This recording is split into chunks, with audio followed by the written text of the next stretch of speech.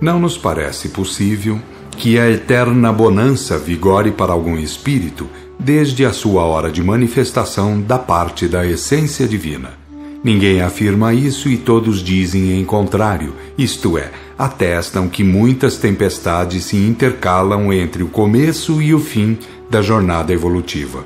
Portanto, bonanças e tempestades se intercalam, até que o espírito se instale de uma vez para sempre na eterna bonança. Outro ponto digno de atenção é saber se Jesus Cristo chegou a se arrepender do que fez e do que disse. Ninguém ousa dizer por aqui que tenha se arrependido. Portanto, os hipócritas e ladrões, os raposas, os mentirosos e assassinos, os túmulos caiados por fora e podres por dentro, os cães e os porcos, toda essa legião de representantes do anticristo ou contraventores da lei, continuam recebendo aos ouvidos os impactos da eterna advertência. E, pois, devem andar errados aqueles que se dizem arautos da verdade, enquanto apresentam como conduta em geral bem estudadas maneiras e atitudes perante os mais evidentes e chocantes procedimentos de certas criaturas. O Divino Mestre disse tudo na hora certa, disse certo e bem alto, ainda que sabendo que iria receber a crucificação por prêmio.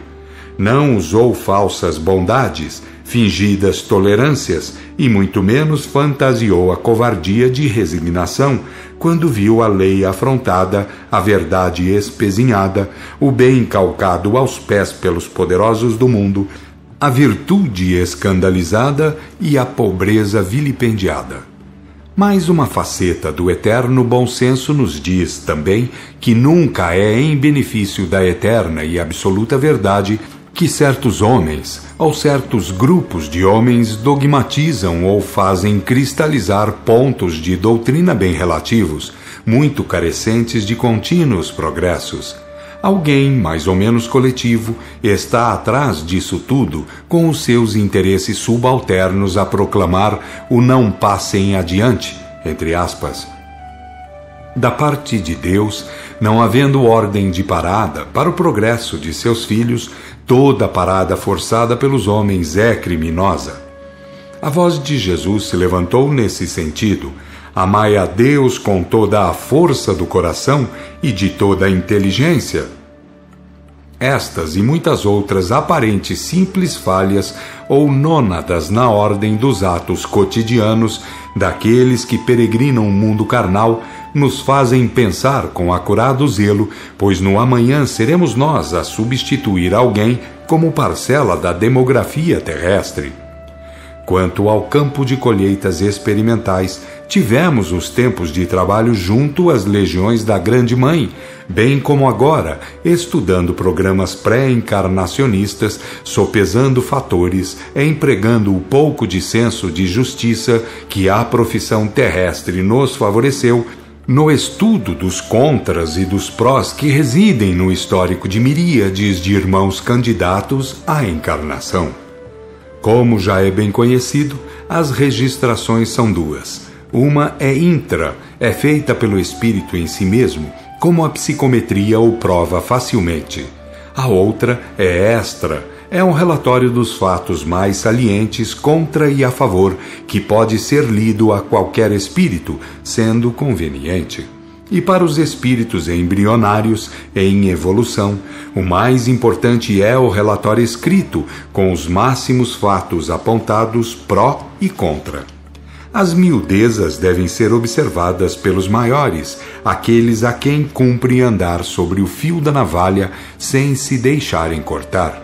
Portanto, encaremos um irmão a mais, enquadrado como milhões de outros nas divisões terríveis que separam os homens, numa vítima a mais dos divisionismos que a moral humana, a lógica humana, a cívica humana, o patriotismo humano, as ditas religiões e outros preconceitos humanos endossam e sustentam.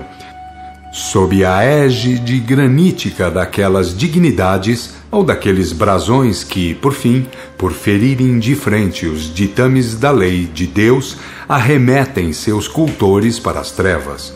onde o pranto e o ranger dos dentes fazem a vez das recomendações infernais. Por que ficará de pé uma advertência?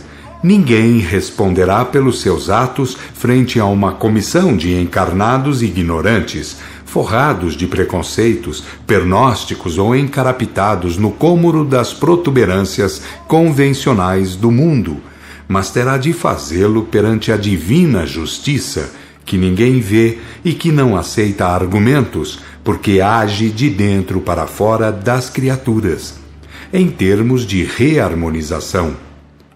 A medalha que, ao teor do mundo, apresentava uma face, passará com a morte a apresentar a outra, não havendo injunções de posses, nacionalismo, religiões, políticas ou coisas semelhantes que tenham como intervir para fazê-la mudar. Perante Deus, já disse alguém, ninguém consegue usar rótulos. Poderá ser como o joio, que cresce com o trigo até certo ponto, mas na hora da colheita será separado e lançado ao fogo. O irmão Cal, antigo burgomestre, foi chamado à observação para efeito reencarnacionista, isto é, para tratarmos do seu esquema da vida, delinear as linhas gerais, pois os pormenores entram normalmente e a parte de boa ou má vontade, a parte do encarnado, por isso ele responderá quando retornar. Focalizado Cal, o aparelho psicométrico, o painel das imagens refletidas, envolveu um grupo de irmãos, todos de projeção nobiliárquica, todos tremendamente articulados em fatos históricos criminosos. Portanto, o chefe da comissão de estudo recomendou: convoquemos o grupo todo, quem sabe se poderemos enquadrar todos num mesmo plano de ação renovadora? Se isso ocorrer, nós ganharemos tempo e eles terão pela frente valiosa oportunidade de confraternização. O departamento de Noêmia funcionou e 8 irmãos foram colocados defronte ao aparelho psicométrico. O burgomestre, o juiz, o bispo, um barão, um padre, 2 advogados e 2 mulheres que serviram de isca em alguns casos, formaram o centro de ação de uma tragédia que envolveu milhares de pessoas, obrigando umas aos martírios redentores e outras aos desvios tenebrosos. Tudo começou com a palavra de um barão no ouvido de um burgomestre, porque a coisa cresceu, envolveu, corrompeu cada vez mais e a morte, fiel cumpridora de seus deveres, foi aos poucos juntando todos. Os primeiros a desencarnar foram ligados imediatamente aos que ficaram na carne. Mas, quando o grupo se reencontrou no plano astral, a luta e a permuta de acusações foi aumentando, crescendo, criando condições eletromagnéticas dantescas. Uma nuvem de fumo negra e fétida aumentou tanto que parecia cobrir a cidade, que de fato acabou cobrindo, e então passou a descer, a procurar o caminho da subcrosta, até parar num determinado ponto, determinado este pela lei do peso específico, e no seu bojo, aquela nuvem negra conduziu aquele grupo infernal que, por sua vez, arrastou milhares de outros, todos pertencentes ao mesmo padrão vibratório. O inacreditável começou a se apresentar diante de nós, diante daqueles que se encontravam diante do aparelho psicométrico, para efeito de revisão e estudo da programação necessária. Porque as discussões levaram às unhadas, às mordidas, aos devoramentos, ao macabro. Uns comiam os outros, depois ficavam mostrando os ossos descarnados, e a configuração áurica da legião macabra começou a apresentar as piores deformações, e a mentalização começou a criar formas densas à custa da matéria astral, até que se revelavam como imensos monstros, dinossauros, jacarés, serpentes. 14 nota de rodapé. Fenômeno conhecido como licantismo. O espírito não involui, mas ao longo de sua jornada evolutiva está sujeito a quedas. Uma vez superada essa fase inferior, voltará à condição anterior do seu respectivo grau evolutivo já conquistado pelos seus próprios méritos. Fim de nota. Tudo transformado, tudo reduzido a horrores. 2 séculos e meio depois, o trabalho comandado pela Grande Mãe os atingiu e vimos um grande raio de luz penetrar nas trevas abismais. Lá do alto, um sol divino, tendo o semblante de Jesus Cristo no centro, atravessava 3 vultos femininos brilhantíssimos com seus raios maravilhosos, comandando mais embaixo as legiões socorristas, inclusive os cães amestrados. Tudo, de alto a baixo, era um maravilhoso cone de luz, formado de anéis, que perdia em brilho quanto mais descia, até facilitar identidade com a legião que devia ser levantada. Uma grande parte, não todos, pois a lei de harmonia é funcionária rigorosa.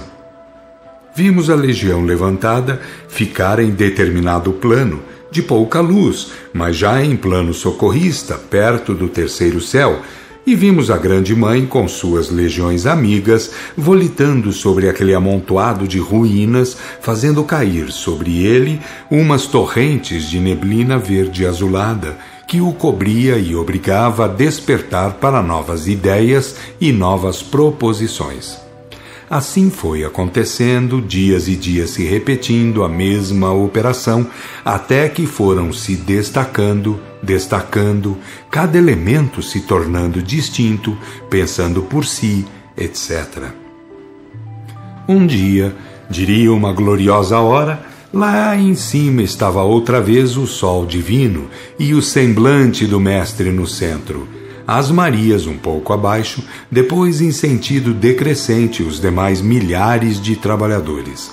O glorioso jato de luz focalizou a legião levantada, que se espraiava agora por imenso terreno, mas ainda ensombrado, e começou a deslizar para outro local com um tremendo poder de locomoção, arrastando aquela gente toda para a beira de um imenso lago. Gente por dentro, porém revestida de brutas formas animais por fora.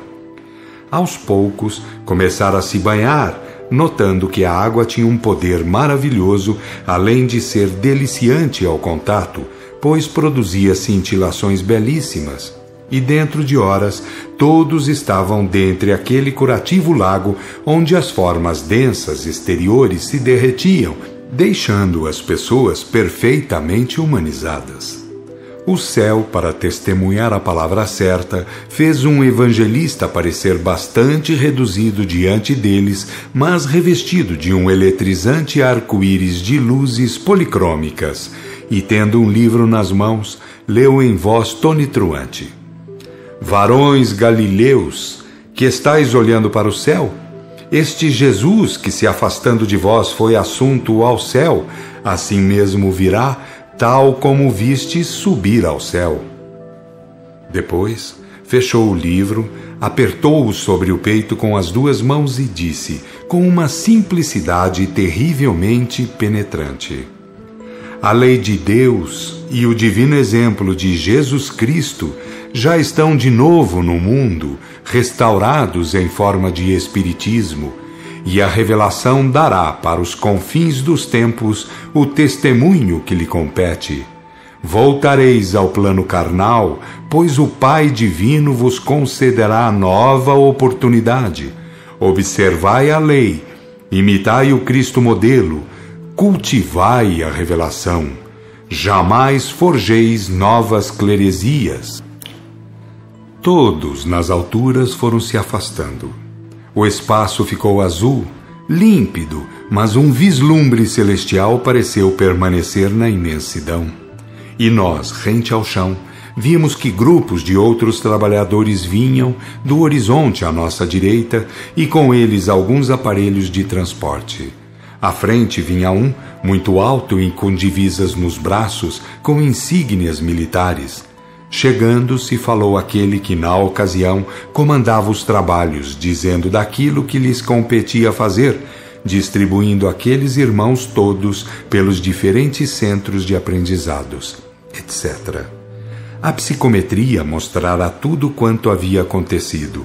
O painel permanecera claro, em função, motivo por que ficamos olhando, e um rosto lindo, meigo ao extremo, apareceu ordenando: aqueles que estão no vosso plano astral, que voltem à carne o mais breve possível, nos mesmos grupos familiares, porém na América do Sul, principalmente no Brasil, que será o bastião espiritual no novo ciclo. 15 nota de rodapé. Conforme ensinamentos transmitidos antes de desencarnar pelo Divino Autor, o povo designado para comandar o novo ciclo até o ano 6000 é o Brasil, analogamente ao ocorrido com outras anteriores designações na chamada Geografia Sagrada. No passado, tiveram-nas a Índia, Pérsia, Grécia, Egito e, mais recentemente, Israel. Este, como é sabido, fracassou com seu negativo procedimento relativo a Jesus. Não foi povo escolhido, porque ninguém é especial perante Deus, mas simplesmente designado. Assim também o Brasil igualmente corre o mesmo risco caso o divinismo encontre dificuldades para se impor. Fim de nota. E o novo ciclo que entregará o planeta inteiro a um bem mais elevado nível vibratório. Daqueles olhos infinitamente maternais saíram graças indefiníveis e o painel se foi apagando, apagando até ficar escuro. Os 8 irmãos estavam entregues a um misto de comoção e deslumbramento e disseram não ter visto durante os trabalhos socorristas de que foram objeto as maravilhas que o painel psicométrico lhes fizera ver agora. É assim mesmo que ocorre, pois raramente os muito inferiores podem ver os muito superiores, pois a vista, o ouvido e outras penetrações derivam de graus vibratórios distintos. Para tudo é preciso estar nivelado ou capacitado sintonicamente. Eles já estão encarnados, sendo irmãos e primos, para que se encontrem durante a romagem carnal. Queira Deus que o Consolador generalizado pelo Cristo, corrompido pelo Império Romano e restaurado pelo profeta Elias, com o nome de Espiritismo, lhes entreguem a sua mensagem de advertência, ilustração e consolo, para que não voltem em más condições para este lado da vida. Como é sabido, cada qual, ao transitar pela vida carnal, é atingido pelas influências do passado, por ordens de vibração e de elementos deste plano. Assim sendo, quem deixou para trás marcas ou registrações menos felizes é comumente atingido por influências tais. Cumpre reconhecer isso e fazer questão de estar ligado pelas orações, conduta e amizades, quer aos nossos planos, quer aos melhores elementos encarnados. E se assim o novo aluno não quiser pensar, fazendo tudo em contrário, pode estar certo de que os reinos de treva também trabalham em benefício do reino do céu, porque tudo é parte e relação de um divino mecanismo.